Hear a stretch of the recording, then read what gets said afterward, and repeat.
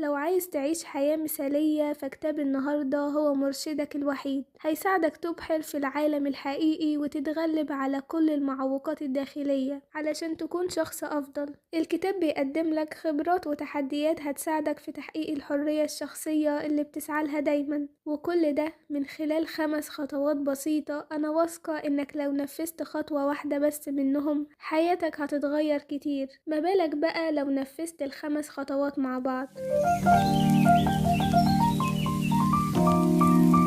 الخطوة الأولى بتقول أنت تملك الخيار دائما، تقدر في أي لحظة تختار حاجة تانية بغض النظر عن إحساسك بالإحباط. كل شخص مننا عالم مستقل، لكن مشكلتنا في قلة الوعي، والتغيير الجذري والتطوير اللي احنا عايزين نعمله في حياتنا مش هيحصل إلا لو فهمنا وأدركنا العادات اللي بنعملها ونعرف المكان اللي احنا فيه دلوقتي. لازم تعرف انت فين من حياتك، بتعمل ايه، ماشي في طريق تحقيق أهدافك ولا لسه بتحاول، ولا قاعد ما بتعملش حاجة، وإلا في النهاية مش هتعرف تختار اختيار مختلف عن اللي انت فيه دلوقتي. فلما تقدر تشوف العالم بتاعك وحياتك ماشية ازاي، ساعتها بس هيبقى في ايدك الخيار. فكر في الموضوع كأنه تطبيق الخرايط على موبايلك. لو اخترت تروح لمكان ما فلازم أولا تحدد موقعك علشان يقدر على تخطيط الطريق المناسب. ومن ضمن المعوقات اللي ممكن تقابلك واللي بتصر على تحطيم إيمانك بنفسك، أول حاجة المماطلة، هدفها إنك ما تعملش الحاجة المطلوبة منك أو اللي المفروض تعملها، وإنك كل ما استنيت وأجلت أكتر كل ما هتكون في أمان. الحاجة التانية الكمال، بتبقى عايز كل حاجة مثالية قبل ما تعمل أي تحركات كبيرة. المشكلة هنا إن مفيش أي حاجة هتكون مثالية بما فيه الكفاية، علشان كده الكمال بيعتبر توأم المماطلة، لأنهم بيخلوك تستنى اللحظة المثالية اللي عادة مش بتيجي أبدا. تالت حاجة الإفراط في التفكير، بتبقى غرقان في بحر من الأفكار والنظريات فمش بتعمل أي فعل حقيقي.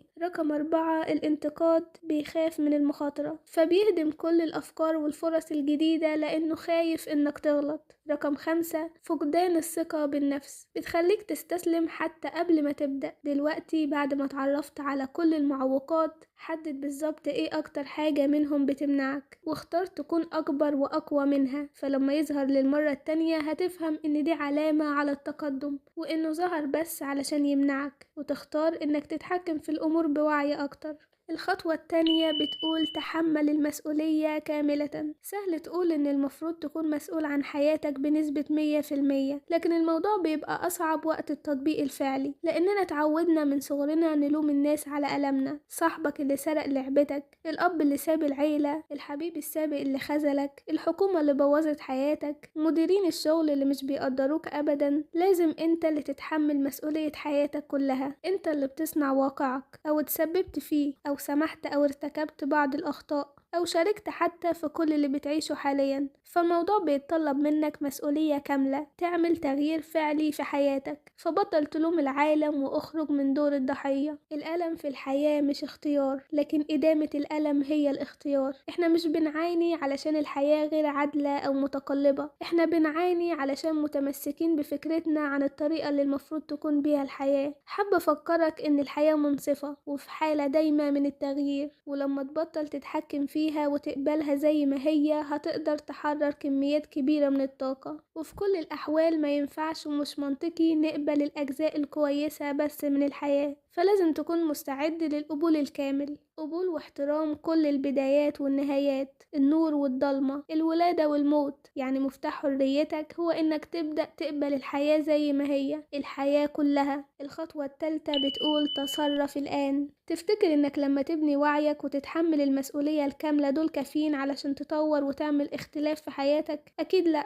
لو ما قمتش وبدأت تعمل أي حاجة تجاه الموضوع ده هتبقى المعرفة عديمة الفايدة. فبطل تستنى المعجزة، قوم واتصرف دلوقتي وخليك مستعد تتخلى عن مساحتك الآمنة. احنا عايشين في عالم من الفعل المستمر، ودايما في حالة نشاط وحركة، بتتنوع ما بين الشغل والمهمات المتواصلة ووسائل التواصل الاجتماعي والتنظيف والطبخ والتسوق واللعب والقراية. والفعل في حد ذاته حاجة كويسة لأنه بيسمح لنا نكون منتجين ويبقى لحياتنا معنى وعندنا أهداف. فاخرج من منطقتك الآمنة. المنطقة الآمنة هي المكان اللي بتموت فيه كل الأحلام. لو محتاج تغيير حقيقي في حياتك فشوف كل الأماكن اللي بيكون فيها طريقك آمن جدا وتخلص منهم، وافهم إن الخوف وهم، والحيطان الآمنة اللي بنيتها علشان تحمي نفسك مش بتمنع عنك الحاجات المخيفة بس، لكن بتمنع كمان الحاجات المميزة الاستثنائية اللي بتحلم بيها. فمهمتك دلوقتي هي تدمير السجن اللي حبست نفسك فيه. والحاجة المفضلة عندنا كلنا إنه في المدة ما بين 30 ديسمبر ل 15 يناير كلنا بنبدأ نشترك في الجيم ونشتري الكتب ونشترك في كورسات ونقول إن حياتنا هتختلف تماما في السنة الجديدة. بيحصل إيه بعد كده؟ في اللحظة اللي خلاص هتتوجه نحو أهدافك وتاخد أول خطوة، يقابلك أول مطب أو مشكلة فتحلها وتتخطاها وتحتفل. لكن مع المشكلة التانية والتالتة والرابعة بتمل ويبقى تقدمك بطيء، وتوصل للحظة اللي بتقول فيها إن الموضوع صعب جدا وترجع لمنطقة راحتك، منطقتك الآمنة اللي بتمنعك من التجربة الكاملة للحياة. ففي اللحظة اللي هتقول فيها إنك ملتزم بحاجة معينة في حياتك، الكون هيبدأ يختبر التزامك علشان يتخلص من المخادعين اللي بيستسلموا بعد الخطوة الأولى. في اللحظة اللي تقول فيها إنك ملتزم تعمل البيزنس الخاص بتاعك علشان تبقى رجل أعمال، هيتعرض عليك مهمات زيادة في شغلك الحالي اللي بتكرهه. في اللحظة اللي بتقول فيها إنك ملتزم بصحتك ورشاقتك، هتختبر في كل مكان بالحلويات والبيتزا والوجبات السريعة. وهنا يجي السؤال اللي بيقول: هل هتتحمل المطبات مرة بعد مرة علشان تقدر توصل لأحلامك؟ هل انت مستعد انك تقع وتقوم مرة بعد مرة لانك عارف ان احلامك على الجانب التاني من الحياة؟ افهم ان النتائج مش دايما هتبقى زي ما انت عايز، وهنا بيجي دور التزامك. قرر دلوقتي انك هتجتاز كل الاختبارات اللي هتقابلك مهما كانت.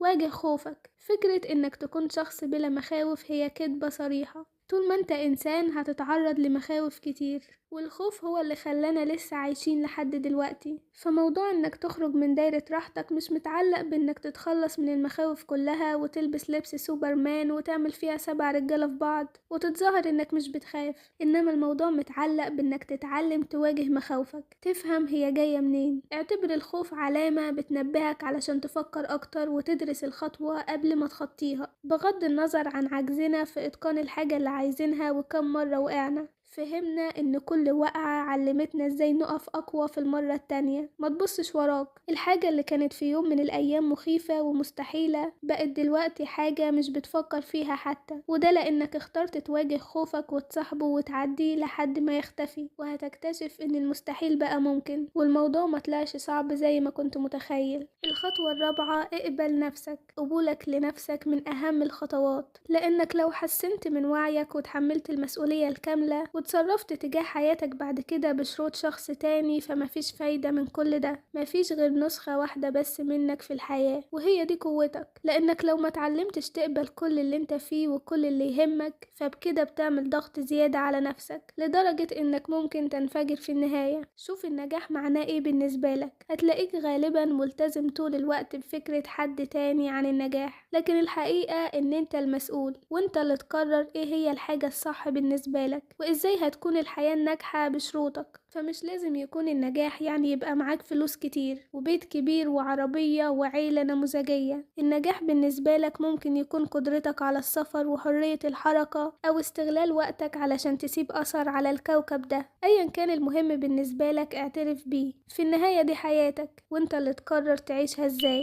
الخطوة الخامسة: استمتع. في أعمال كتير جميلة بتدعم الإنسانية علشان تتمتع بحياة مدهشة، لكن كتير منها مفتقد لعنصر مهم اللي هو المتعة. الوهم المشترك ما بيننا عن التطور الشخصي إنه حاجة جدية جدا ولازم تكون مكثفة جدا، لكن لو معشناش واستمتعنا بلحظاتنا هنكون بنضيع الجزء الأفضل من تجربتنا كبني آدمين. فما تبقاش جاد جدا. امتى آخر مرة ضحكت فيها قوي أو سمحت لنفسك تبقى عفوي شوية؟ ودي الحاجة اللي بيفتقدها معظمنا. اندمجنا في مطاردة أحلامنا لحد ما نسينا نستمتع بالرحلة. انتهز الفرصة. أيوة كلنا بنشوف الجملة دي في كل كل مكان، لكن كم واحد مننا بيستغلوا يومهم فعلا؟ هل بتستمتع فعلا بكل اللي بتقدمه لك الحياة، ولا انت عايش في حالة من رد الفعل وبتكرر الروتين القديم الممل كل يوم؟ اعمل اللي بيبسطك وكرره كتير. كلمة أخيرة، أكتر حاجة مزعجة ممكن تعملها هي إنك تبقى عارف إزاي تعيش حياة كويسة وما تستخدمش معرفتك دي. وبالخمس خطوات دول معاك خريطة طريق حقيقية للحياة اللي بتحلم بيها. الخيار في إيديك. وبس كده، أشوفكم في الحلقة اللي جاية. باي باي.